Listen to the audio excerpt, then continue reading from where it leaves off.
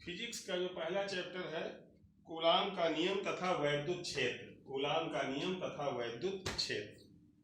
तो इसकी जो प्रारंभिक स्थिति है, वैद्युत आवेश क्या है? वैद्युत आवेश, इलेक्ट्रिक चार्ज, इलेक्ट्रिक चार्ज, इसकी शुरुआत कहां से हुई, इसका जन्म कहां से हुआ? तो अब से लगभग 2500 वर्ष पहले यूनानी वैज्ञानिक थेल्स ने क्या किया? अंबर से थेल्स ने अंबर नामक पदार्थ लिया और उसको ऊन से रगड़ दिया। अंबर नामक पदार्थ को ऊन से रगड़ा। जब रगड़ा तो उसमें क्या गुण उत्पन्न हुए कि वो जो कागज के छोटे छोटे तिनकों को अपनी तरफ आकर्षित करने लगा। उसके बाद में क्या है, ऐसे सामान्य रूप से देख सकते हो, जैसे कंघा है, उसको बालों से ऐसे रगड़ दीजिए, वो भी कागज के छोटे छोटे टुकड़ों को अपनी तरफ खींचने लगता है। तो भाई ये बात बहुत दिनों तक इसकी कोई खोज उत्पत्ति नहीं हो सकी।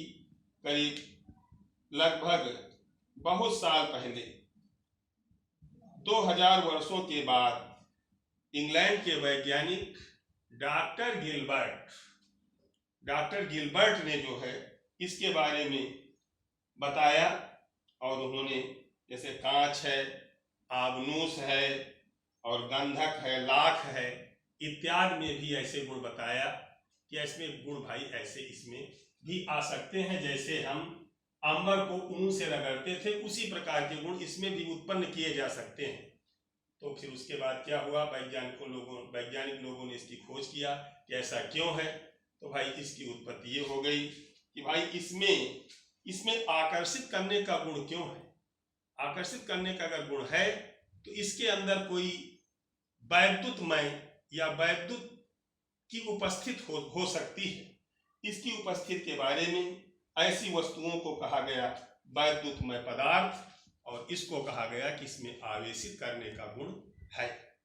उसके बाद में सामान्य रूप से क्लास 10 में तुम लोगों ने भाई देखा होगा कि जो आवेश है, इसके बारे में अपनी किताब में देख भी सकते हो कि आवेश की खोज हुई और उसके बारे में बताया गया कि जो चार्ज होता है दो प्रकार का होता है। चार्ज यानी आवेश दो प्रकार का होता है। नंबर 1 धनात्मक आवेश, और ठीक है ना। हाँ, तो भाई आवेश जो है दो प्रकार का होता है। धनात्मक आवेश नंबर 1, नंबर 2 ऋणात्मक आवेश। अब इसकी जो है पहचान हम कैसे करते हैं कि धनात्मक आवेश ऋणात्मक आवेश दो प्रकार का होता है, कैसे? प्रयोग के तौर पर कई प्रयोग हैं, लेकिन हम फिलहाल के लिए बताते हैं। जैसे कांच की छड़ लिया हमने, क्या लिया? कांच की छड़। ये हो गई कांच की छड़ हो गई, रॉड ले लिया, कांच की छड़ हो गई। और कांच की छड़ को हमने रेशम से रगड़, रेशम का टुकड़ा ले, सिल्क ले लिया, रेशम ले लिया, और इसको इससे हमने रगड़ दी। रगड़ देने के बाद क्या प्रक्रिया हुई?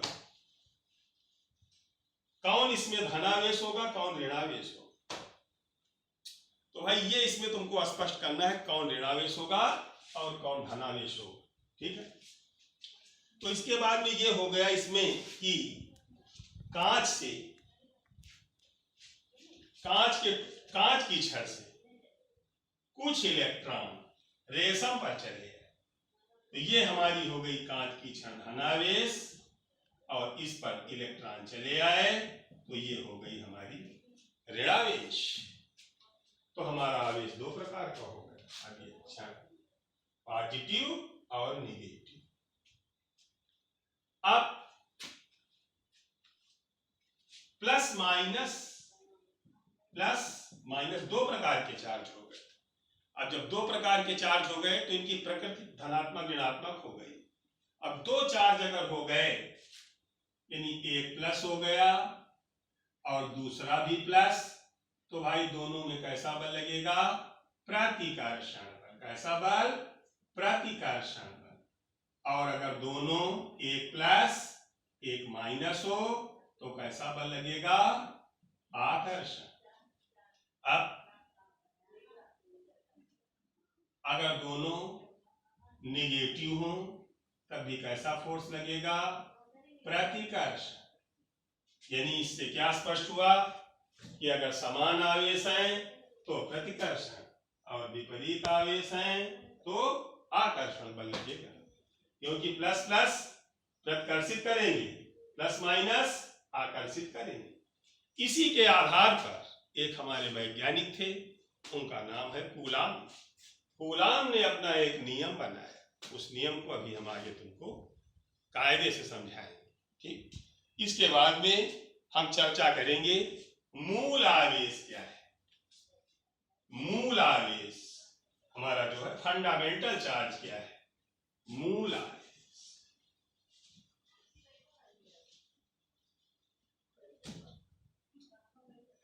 मूल आवेश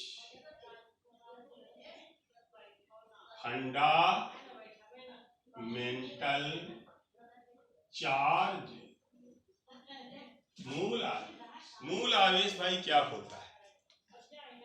इसकी पहले हम डेफिनेशन तुमको बताएंगे कि मूल आवेश क्या होता है। एक वो छोटे से छोटा आवेश जो किसी एक आवेशित कण पर हो सकता है। मिनिमम चार्ज, छोटा आवेश जो किसी कण पर हो सकता है, और इस न्यूनतम चार्ज को हम किस अक्षर से लिखते हैं? स्मॉल ई से लिखते हैं। कैसे लिखते हैं? स्मॉल ई से हम इसको डिनोट करते हैं। अब स्मॉल ई जो है इससे छोटा आवेश नहीं होता। और जैसे मान लीजिए हमारे पास कोई बूंद है, तेल की बूंद, जल की बूंद, इस पर जो आवेश होगा ई का पूर्ण गुणक होगा। ई के बगल में जो गुणा गिनती आएगी वो पूर्ण संख्या, यानी ई का क्या होगा? पूर्ण गुणक। पूर्ण गुणक का मतलब ई के बगल में 1 2 3 4 5 इत्यादि आ सकता है, लेकिन 1/2 नहीं आएगा, न 3/2 आएगा, न 4/5 आएगा। ये नहीं आ सकता, ये आ सकता है। यानी क्या? ई के बगल में क्या हो सकता है? 2e 3 18e ये हो सकता है, लेकिन 1/2e 5/4e नहीं हो सकता। तो भाई इस पर मूल चार्ज पर एक फार्मूला तुम्हारा बन जाएगा। क्या? वो तुम्हारा फार्मूला बन जाएगा Q is equal to N into E। Q is equal to N into E। अब Q क्या है हमारा? Q क्या होता है? Q है हमारा बूंद पर या गोली पर उपस्थित संपूर्ण आवेश। आवेश होगा। स्मॉल ई क्या है? प्रत्येक इलेक्ट्रॉन पर उपस्थित आवेश। और एन क्या है? इलेक्ट्रॉनों की संख्या। Q बराबर N इंटू ई हो। Q बराबर N इंटू ई। अब जो हमारा N है, जो हमारा N का मान हमने बता दिया, इन संख्याओं में हो सकता है। ये हो गया मूल आवेश। और इस फार्मूले पर हमारे जो है न्यूमेरिकल्स Q बराबर N इंटू ई पर लग सकते हैं। इसमें क्या दिया होगा?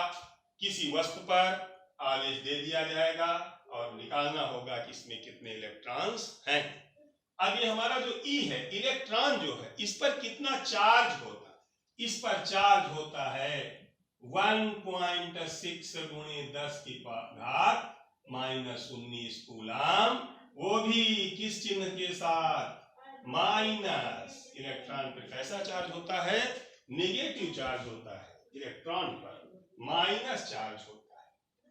अब मान लीजिए कोई एक नंबर का क्वेश्चन यूपी बोर्ड में तुम्हारा कैसा पूछा जाएगा? कि भाई कोई वस्तु है जिस पर मान लीजिए कुछ चार्ज दे दिया गया। कितना चार्ज दे दिया गया? किसी वस्तु पर चार्ज होने दे दिया कि मान लीजिए 6.4, क्यू का मान दे दिया गया 6.4 गुणे 10 की घात -19 कूलम। और हमें क्या निकालना है? n का मान चाहिए। तो Q बराबर NE, तो भाई n बराबर Q बाई E। Q के स्थान पर हमने क्या लिखा? 6.4 गुणे 10 टू पावर -19, और इसमें लिखा 1.6 गुणे कितना, ये कट गया, पॉइंट को पॉइंट से हमने काट दिया, 16 4 बार चला गया, इलेक्ट्रॉनों की संख्या है 4। तो हमारा 1 नंबर का क्वेश्चन जो है इस सूत्र पर आ सकता है। उसकी बात हो। उसके बाद में अब भाई हम कहाँ चलेंगे? कूलाम का नियम। अब हम चलेंगे सीधा कहां पर? कूलाम का नियम, जो कक्षा 10 में भी आपको बताया गया है, लेकिन यहाँ पर थोड़ा विस्तृत